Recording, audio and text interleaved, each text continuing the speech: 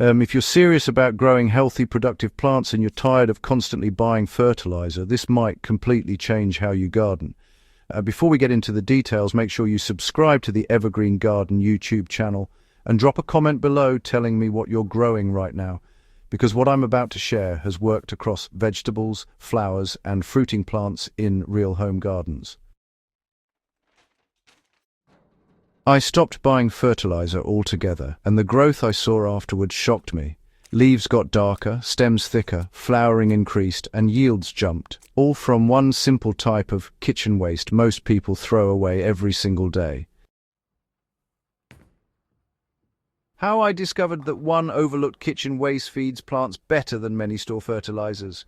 The turning point came when I noticed that my compost pile always produced stronger seedlings than any potting mix I fed with bottled fertilizer.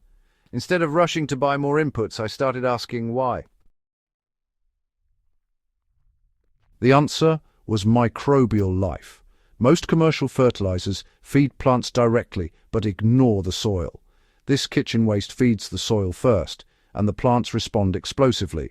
The waste I'm talking about is vegetable scraps turned into a simple liquid compost extract, often called compost tea, but stripped of the hype and done the practical way that works in home gardens.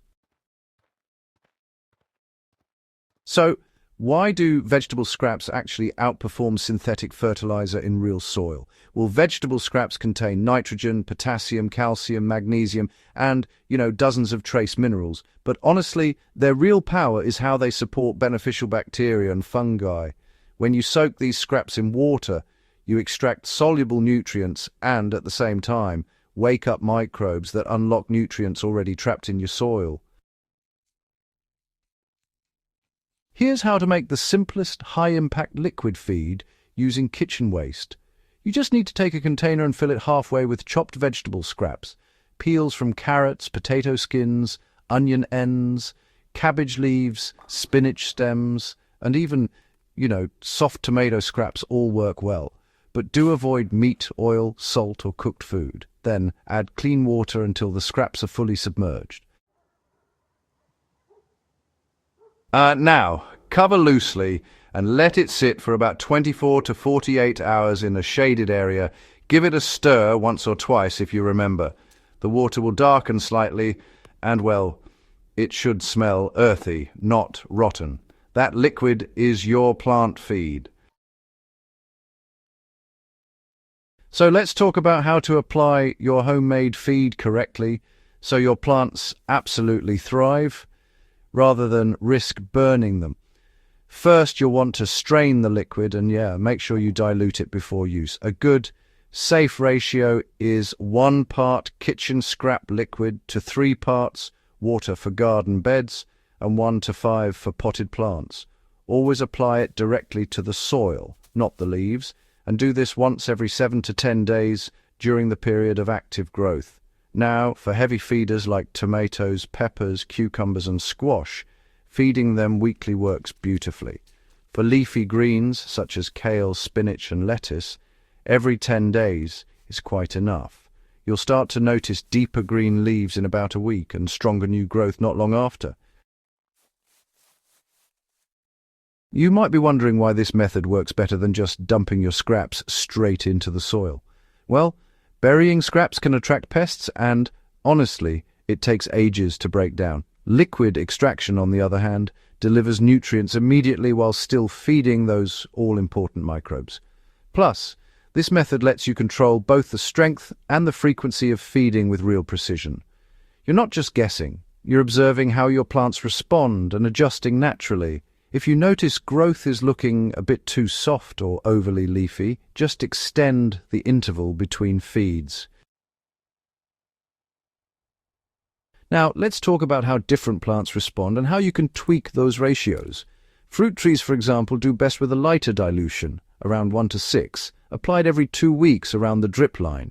Roses, on the other hand, absolutely love this feed at a 1 to 4 dilution, and they'll reward you with stronger canes and, honestly, loads more blooms. Houseplants, really prefer very mild feeding, something like 1 to 8, just once a month. And seedlings, well, they should only get this once they've got at least 2 sets of true leaves, and it needs to be diluted even further to 1 to 10. These small adjustments honestly make a big difference and help prevent overfeeding. What mistakes should you avoid if you want consistent results? Do not let the mixture ferment for too long. Beyond 48 hours, oxygen drops and harmful bacteria can develop. Always use it fresh. Never apply to dry soil. Water lightly first, so roots can absorb nutrients safely. Avoid using scraps from diseased plants. Healthy inputs create healthy outputs. Keep the process clean and simple, and well, it stays powerful. Why does this method build long-term soil health, not just fast growth? After a few months of using this regularly, you'll notice your soil changing. It becomes darker, crumbly, and holds moisture better. Earthworms increase, and plants suffer less stress during heat and drought. This is the difference between feeding plants and building a living system. Once soil biology improves, plants require less input overall, saving money and time. Here's how this fits into an evergreen gardening routine year-round. In warm seasons, this becomes a weekly feed. In cooler months, reduce frequency to once every 3 to 4 weeks for active crops. During dormancy, stop completely.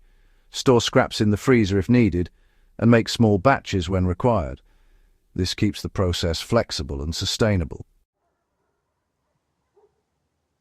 If you're done wasting money on fertilizer and ready to grow stronger, healthier plants using what you already have, this is one of the most effective changes you can make. Subscribe to Evergreen Garden for more real-world gardening techniques that actually work. Share this with another gardener who's struggling with weak plants, and leave a comment telling me if you want a follow-up on boosting flowering and fruiting naturally.